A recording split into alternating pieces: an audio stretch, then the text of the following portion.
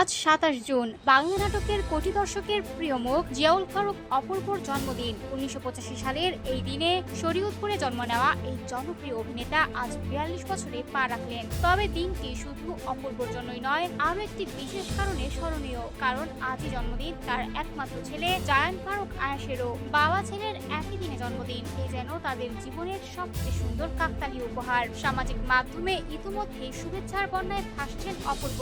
ভক্ত থেকে শুরু করে সহশিল্পী, নির্মাতা সবার ভালোবাসায় রঙিন হয়ে উঠেছে তার বিশেষ দিন। ২০০২ সালে মিস্টার বাংলাদেশ খেতাব জয়ের মাধ্যমে মিডিয়ায় যাত্রা শুরু করেন অপূর্ব।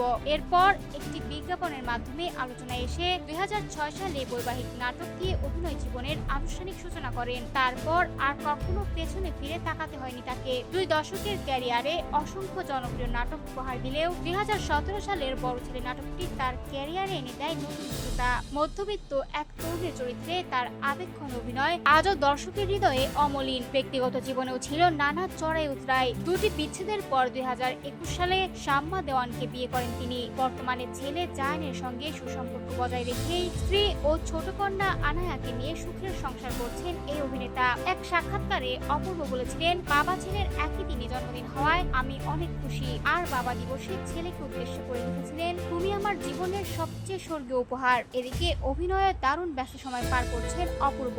সম্প্রতি মুক্তি পাওয়া তার ওই ফিল্ম হেডলাইন ইতিমধ্যেই দর্শকদের প্রশংসা কুড়িয়েছে।